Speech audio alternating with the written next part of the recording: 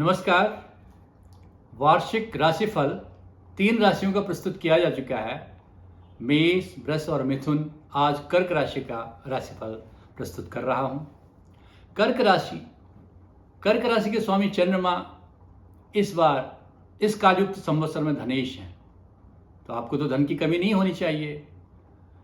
हाँ, धन की आय तो बढ़ेगा, लेकिन शनिदेव अष्टम भाव में बैठे हुए अपने पिता सूर्य का घर, धन का घर देख रहे हैं, तो धन का क्षय अवश्य कराएंगे। धन हानि भी होगी, धन प्राप्ति भी होगी। तो ये आपका अप्रैल के महीने में थोड़ा सा धन की स्थिति ठीक रह सकती है, लेकिन मई के बाद, क्योंकि अप्रैल के बाद गुरु की नवम दृष्टि शनि पर से हट रही है और वो आपके एकादश भाव में चले जा रहे हैं, तो वहां पर से जाने के बाद शनि पूर्णतः मुक्त रहेंगे। अष्टम भाव में, आपके मस्तिष्क भाव में, आपके श्रम भाव में स्थान बनाए हुए हैं। आपको कस के रखेंगे, खूब श्रम कराएंगे, थकान देंगे, और शनि का वर्ष भर आपको उसका उपाय करना पड़ेगा, क्योंकि शनिदेव आपकी परीक्षा पूरा वर्ष भर लेंगे। लेकिन केतु आपके लिए बहुत मेहरबान है, आपकी तरक्की के भाव में है। अगर आप मेहनत कर रहे हैं तो आपकी तरक्की भी हो रही है, और उसका अप्रैल के बाद मई से भी प्रारंभ हो जाएगा। मई में सूर्य आपके एकादश भाव में आ जाएंगे, यश भाव में आएंगे, आपके यश और सम्मान में वृद्धि होगी।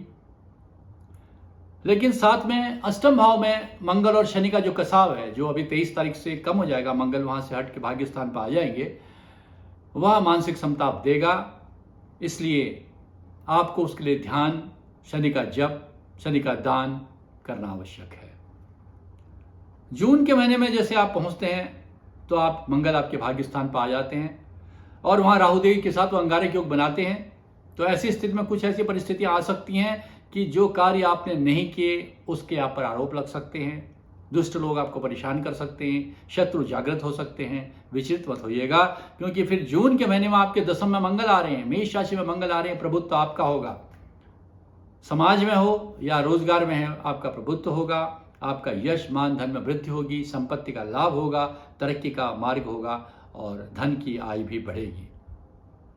उसके बाद जो सबसे उत्तम माह आपके साथ आ रहा है, जुलाई का माह आ रहा है। मुहूर्तो शुक्र बुधो यश्य, आपके मुहूर्त में, लग्न में शुक्र और बुध आ रहे हैं, और साथ में जब उसका प्रारंभ चंद्रमा के साथ हो रहा है, तो यह समय जुलाई का महीना आपकी तरक्की का, आपके यश का, आपके मान का वर्ष होगा।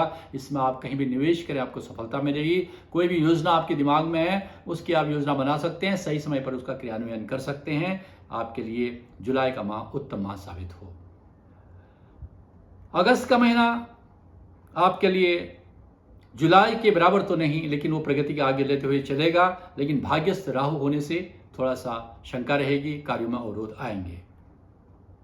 सितंबर के महीने में आपके नीच के शुक्र आपके तरक्की भाव में आए हैं, थोड़ा सा तरक्की कम होगी। जो गति चल रही है, अगर धन की गति है, आय की गति कम होगी। यश, मान, सुख और जो भी मन में आपकी उत्साह बना हुआ है, उसमें कमी आ सकती है।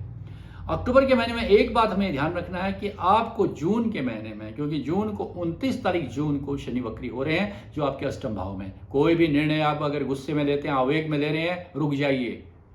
आपको अगर किसी से मतभेद है, दाम्पत्य जीवन में तनाव आ रहा है, परिवार में तनाव आ रहा है, नौकरी में तनाव आ रहा है, बिल्कुल शांत रहना होगा। कोई भी निर्णय आप लेंगे, उससे आप नवंबर तक निवृत्त नहीं हो सकते, बल्कि दिसंबर में निवृत्त होंगे, जब शनि आपके 15 नवंबर के बाद मार्गी होंगे।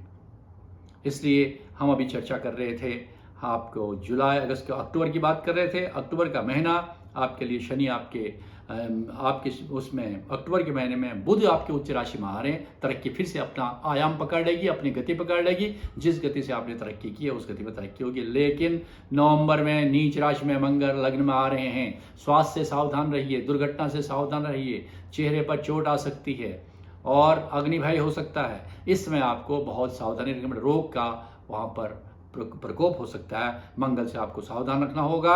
मंगल के जप तप व्रतदान करने होंगे, और किसी भी तरह के जोखिम भरे कार्यों से दूर रहना होगा, क्योंकि अष्टम शनि बने हुए हैं। सूर्य भी अपनी नीचस्थ राशि में आ रहे हैं। इस समय आपके अंदर की आपकी शक्ति, आपकी प्रतिरोधक क्षमता कम हो सकती है। खान पान पर ध्यान दीजिए। दिसंबर के महीने में वही स्थिति बनी रहेगी, और साथ साथ यहाँ पर शुक्र आपके दाम्पत्य भाव में आएंगे, दाम्पत्य सुख बढ़ेगा। जिन लोगों का विवाह होना है, विवाह का मार्ग बनेगा। दाम्पत्य सुख में पत्नी मनोनुकूल मिलेगी, वर मनोनुकूल मिलेंगे इस समय, क्योंकि शुक्र आपका पूरी तरह से साथ दे रहे हैं और सूर्य बुध पंचम भाव में बैठे हुए हैं। लेकिन स्वास्थ्य की स्थिति के बारे में सतर्कता आपको बनाए रखनी पड़ेगी जनवरी तक भी, क्योंकि जनवरी तक भी शुक्र आपके अष्टम में चले जाएंगे शनि के साथ। इसमें अवसाद की स्थिति हो सकती है, संपत्ति का लाभ होगा, अवसाद की स्थिति होगी और रोगों से आपकी निवृत्ति होगी, लेकिन मन में संताप रहेगा, इसलिए आपको मंगल का ध्यान तब भी रखना पड़ेगा। फरवरी में आपके स्वास्थ्य में सुधार होगा, परिवार में खुशहाली आएगी, दाम्पत्य जीवन में खुशहाली आएगी, धन में वृद्धि होगी, विदेश यात्रा के योग बन सकते हैं, जो लोग विदेश में हैं उनकी तरक्की हो सकती है, संपत्ति का लाभ होगा। फरवरी आपके लिए बहुत ही उत्तम माह है। उसके बाद फिर मार्च के महीने में मानसिक संताप बढ़ सकता है, अग्निभय हो सकता है, नेत्र रोग हो सकता है, आंखों को कष्ट हो सकता है, हृदय रोग हो सकता है। इसलिए मार्च के महीने में जो हृदय रोगी हैं सावधान रहें, जिनको कोई जोखिम भरे कार्य कर रहे हैं अपने नेत्र को सावधान में रखिए।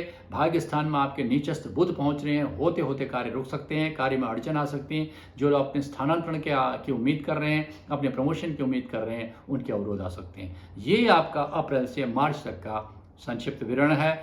मैं फिर कह चुका हूँ कि यह वार्षिक पंचांग केवल 12 राशियों पर आधारित है, इसलिए यह सत्य नहीं है, यह आवश्यक नहीं है कि यह आपके लिए सत्य हो, क्योंकि यह 12 राशियों में तो इतना आगे पूरे भचक्र को, इतनी जनसंख्या को 12 में विभाजित करेंगे, सबका एक जैसा नहीं होगा। इसलिए आपसे निवेदन है कि जब भी आपको अपना ये कुंडली दिखानी हो तो अपने व्यक्तिशः कुंडली दिखाइए, उससे सटीक आकलन हो पाएगा।